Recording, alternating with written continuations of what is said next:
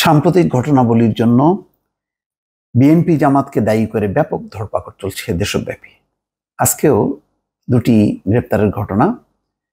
আন্দালিব রহমান পার্থ রিমান্ডে, বিএনপি নেতা অ্যানি আটক।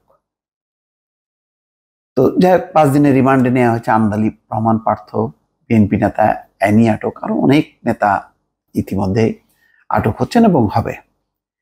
আমার কিছু প্রশ্ন, যে তাদেরকে আটক করা হচ্ছে কেন? ওই যে সরকার তো বলেছে যে পরিকল্পনা হচ্ছিল, নাশকতার পরিকল্পনা, দেশ ধ্বংসের পরিকল্পনা, সরকার উৎখাতের পরিকল্পনা, এই সমস্ত জন্য এরা দায়ী। ফলে সরকার ব্যাপকভাবে ধরপাকড় হবে, প্রচুর বিরোধী দলের নেতা কর্মী গ্রেপ্তার হবে। আচ্ছা, একটা প্রশ্ন, যে তাদেরকে যে গ্রেপ্তার করা হচ্ছে মানে কিসের জন্য? নিশ্চয়ই এই যে সম্পদ ধ্বংসের জন্য, নাকি যে মানুষগুলো মারা গেল, যে হত্যাকাণ্ড সংঘটিত হলো সেখানেও তাদের হাত ছিল? মানে বিরোধী দলের এই যতগুলো নেতা গ্রেপ্তার করা হলো, কাউকে কি দেখা গেছে যে তারা মানে গুলি করছে? আমি তো দেখিনি দর্শক। আপনারা কি কেউ দেখেছেন যে অ্যানির হাতে মানে পিস্তল ছিল বা পার্থ?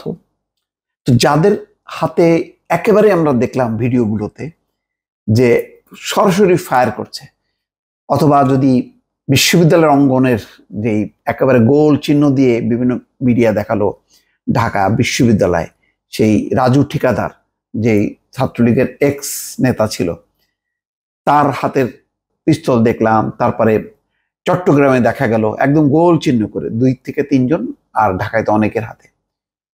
তো তাদের কয়জনকে আটক করা হয়েছে? নাকি সেটা বৈধ ছিল, সেটা অনুমতি ছিল? আমার কাছে জাস্ট প্রশ্ন আর কি, যে যদি সম্পদ ধ্বংস, এগুলি তো আর কেউ মানে তো দেখেনি যে অ্যানি বা পার্থ একদম সামনে যে তারা সম্পদ ধ্বংস করছে বা মানুষ হত্যা করছে, সেরকম তো দৃশ্য দেখা যায়নি। তো যাদেরকে দেখা গেল, আমি সম্পদের কথা বাদ দিলাম, সম্পদ হলো ম্যাসিভ গণহারে সেখানে তো কোনো নেতাকে, আর কয়েকদিন পরে হয়তো মির্জা ফখরুলকেও ধরা হবে, মানে যেহেতু গ্রেপ্তার অভিযান চলছেই, এটা তো কোনো সমস্যা নাই। আর ওনারাও তো এমন না যে তারা লুকায় থাকবে, তাদেরকে চাইলেই যে কোনো সময় এক রাতের মধ্যেই সব নেতা, বয়স্ক যত নেতা আছে সবাইকে ধরা হবে। নজরুল ইসলাম খান সহ আরো আমির খসরু মাহমুদ চৌধুরী সব তো ষড়যন্ত্র করছিল, সুতরাং এই ষড়যন্ত্র নাশকতার দায়ে তাদেরকে আটক করা হলো, তাই তো?